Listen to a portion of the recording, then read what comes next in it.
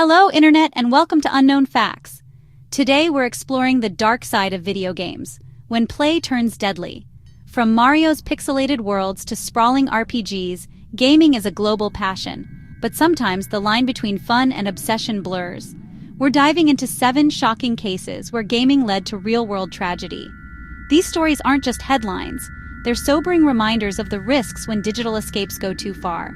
We'll examine extreme addiction, in-game conflicts spilling into violence, and the psychology behind these events. This isn't about demonizing games, but understanding the dangers when things spiral out of control. So, put down your controller for a moment. This deep dive might change how you see your favorite pastime. If you appreciate thoughtful analysis, hit subscribe and ring the bell so you don't miss our next exploration. Let's get started. Our first story takes us to South Korea, a nation renowned for its technological advancements and vibrant esports scene. The heart of esports culture, where gaming isn't just a hobby, but a way of life for many. These PC bangs or internet cafes are more than just places to play games. They're social hubs, training grounds, and even potential career launchpads for aspiring professional gamers. In 2005, Lee Seong-seop, 28, found himself drawn to this digital world. He entered a PC bang in Taegu to play StarCraft, seeking refuge and excitement within its virtual realms. A game he loved, a strategic masterpiece that demanded focus, skill, and unwavering dedication. Recently unemployed, facing the pressures of a competitive job market, Lee sought comfort in the virtual world, a place where he could escape his worries and find a sense of accomplishment. He dove headfirst, launching into a marathon session, fueled by a desire to forget his troubles. For 50 hours, an astounding amount of time, he barely ate, neglecting his body's basic needs in favor of the game. Slept or moved, his physical well-being fading into the background. He was focused solely on commanding his Zerg army, lost in the intricate strategies and fast-paced action of StarCraft. Friends noticed he seemed delirious, his grip on reality loosening with each passing hour. Neglecting even basic needs like hydration and personal hygiene, his health rapidly deteriorating. The game became his reality, blurring the lines between the virtual and the real, but his body couldn't keep up with the extreme demands he was placing on it. After nearly 3 days, a full 72 hours of relentless gaming, Lee collapsed from exhaustion and dehydration, his body finally giving out under the strain. He died of heart failure, a consequence of the severe physical stress and neglect, a tragic result of total self-neglect, a stark reminder of the importance of balance. Lee's death shocked South Korea, sending ripples of grief and disbelief across the nation, sparking national debate about gaming addiction and its potential dangers, forcing society to confront the darker side of the digital age. The government responded with the Cinderella Law, a controversial measure, banning minors from online games overnight, aiming to protect young people from the potential harms of excessive gaming. Lee's story became a cautionary tale, a grim reminder of the importance of moderation. The virtual world can have fatal consequences if we allow it to consume us entirely. If we lose balance and neglect our physical and mental well-being. It wasn't StarCraft that killed him, the game itself wasn't to blame. But the unchecked obsession, the inability to step away and prioritize his health. His case forced a reckoning, a moment of collective introspection, with the dangers of internet gaming disorder, a condition that can have devastating effects. The lesson, a vital one for us all. No high score is worth your life, your health, or your well-being. Recognize the signs of addiction, the warning signals that indicate a problem, in yourself and others, and seek help when needed. The game can always be paused, progress can be saved, and the adventure can be resumed later. Life cannot. It's a precious gift that should be cherished and protected. Lee's story is a stark warning for all gamers, a tragic example of what can happen when passion turns into obsession. Remember, always, balance is everything, the key to a healthy and fulfilling life. 5 years later, tragedy struck again, casting a dark shadow over the digital landscape.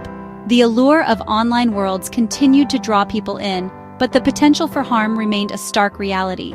This time, the scene unfolded in a Chinese internet cafe, a hub of virtual connection and unknowingly, a place of impending sorrow.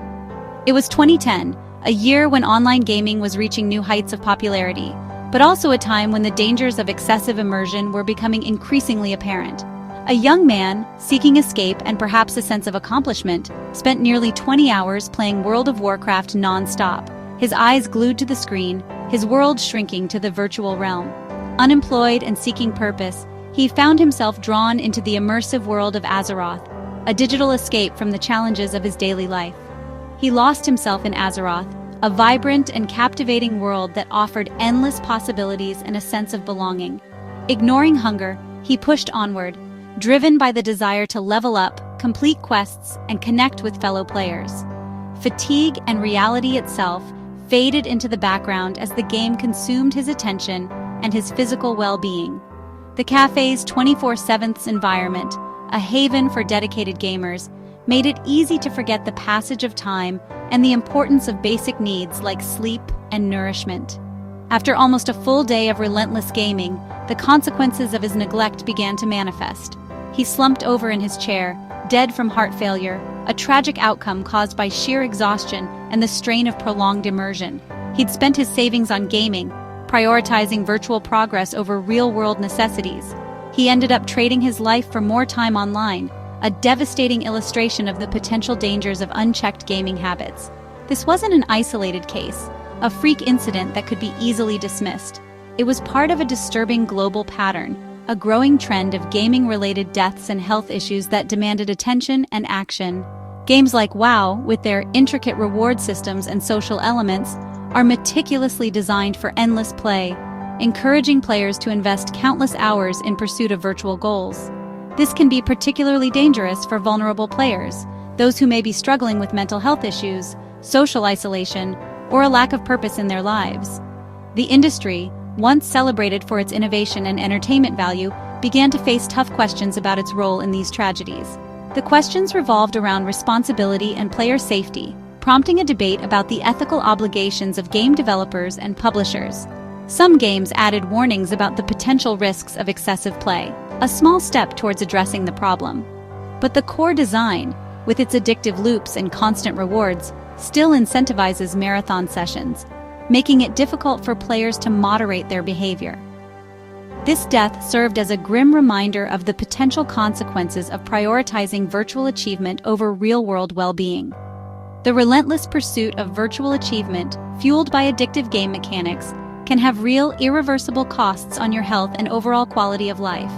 Take breaks, stretch your body, stay aware of your physical and mental state.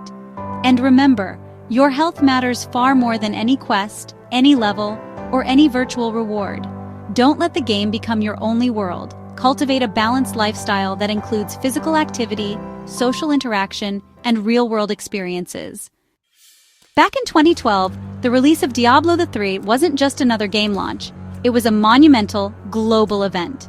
The anticipation had been building for years, and when the day finally arrived, gamers around the world were eager to dive into the dark, immersive world Blizzard had created. For 18-year-old Chuang, a young man from Taiwan, Diablo III's release represented more than just entertainment. It was a challenge, a test of endurance and skill that he simply couldn't resist. He saw it as an opportunity to prove his dedication to the game. To fully immerse himself in the experience, he booked a private room at a local internet cafe. This would be his sanctuary, his battle station, where he could focus solely on conquering the demons of Diablo III. He embarked on his gaming marathon, playing for an astonishing 40 hours straight, fueled by adrenaline and the thrill of the game. He was determined to push his limits and see how far he could go. The game's brilliantly designed, addictive, just one more level loop relentlessly pulled him in, promising rewards and progress with every quest completed and every enemy vanquished. It's a loop many gamers know all too well. All the while, his physical body sat motionless hour after hour as he remained glued to the screen, lost in the digital world. He was unaware of the strain he was putting on his body. Eventually, concerned staff at the internet cafe decided to check on him, noticing his prolonged isolation and lack of movement. They wanted to ensure he was all right. As Chuang attempted to stand, his body, pushed beyond its limits, gave way. He collapsed and tragically died soon after despite efforts to revive him. The cause of death was determined to be a pulmonary embolism, a direct result of prolonged sitting and immobility. This is a serious condition that can have fatal consequences. In essence, a blood clot had formed in his leg due to the lack of movement and then traveled to his lungs, blocking vital blood flow. The fact that Chuang was so young made this tragedy all the more shocking and heartbreaking. It highlighted the potential dangers that can affect anyone, regardless of age. His untimely death served as a stark reminder that marathon gaming, while seemingly harmless, can be incredibly dangerous if proper precautions aren't taken. This tragedy underscored the fact that these dangers are present for anyone, regardless of age, physical condition, or perceived health. No one is immune to the risks of prolonged immobility. The crucial lesson to be learned here is that prolonged immobility, regardless of the activity, can have fatal consequences. It's a risk that should never be underestimated. The excitement and fanfare surrounding Diablo III's launch were quickly overshadowed by the somber news of this tragic loss, casting a dark shadow over what should have been a celebratory event. The incident sparked important conversations and debates about the dangers of sedentary lifestyles and the importance of prioritizing health, especially within the gaming community. It's a fundamental truth that our bodies simply aren't designed for endless hours of sitting in one position. We are meant to move and be active, so remember to move, stretch your muscles, and take regular breaks away from the screen. Chuang's quest for virtual glory in Diablo III tragically ended in a very real and permanent game over. A stark reminder of the real-world consequences of neglecting one's health. Don't ever let your passion for gaming or any other activity come at the cost of your life. It's a price that's far too high to pay. Your health should always come first, above all else. It's the foundation upon which everything else is built.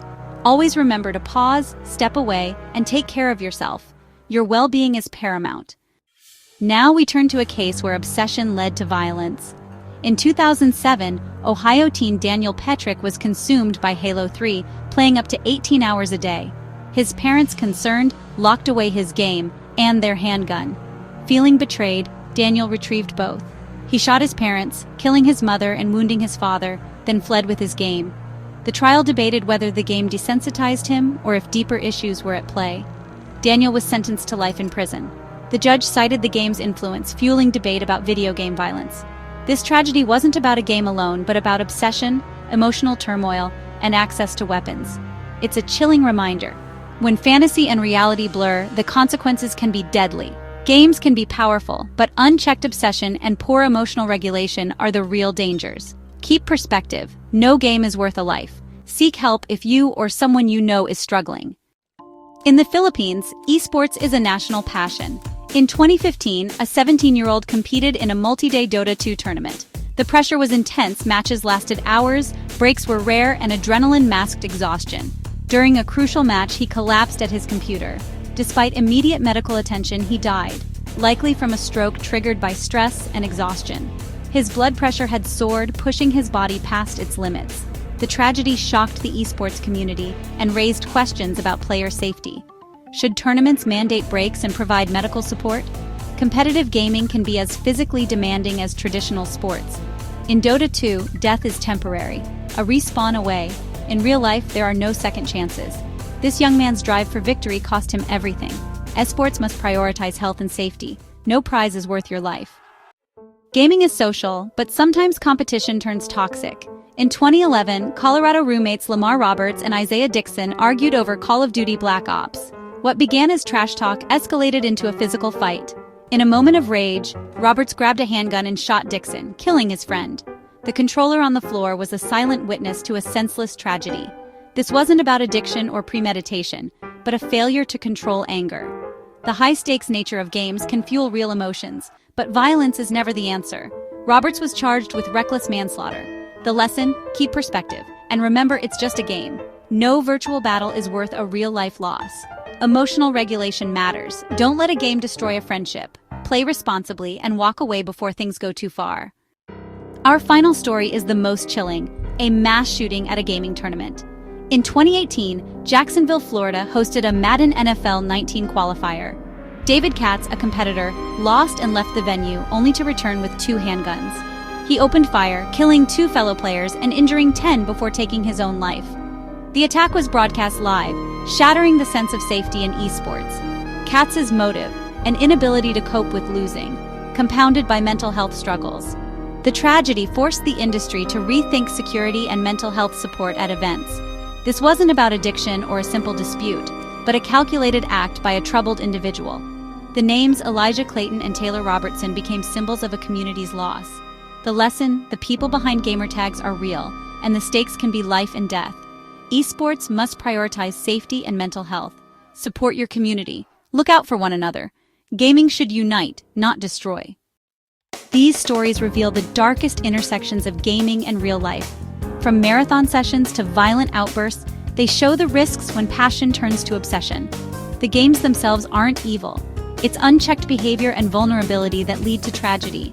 These are rare cases, but they highlight the need for balance, mental health awareness, and emotional control. Check in on friends, recognize warning signs, and foster a culture of well-being. Take breaks, stay hydrated, and keep real-world connections strong. Moderation can save lives. Thanks for joining us on this important journey. If you found this video insightful, please like and subscribe for more deep dives. Until next time, play responsibly and take care of each other.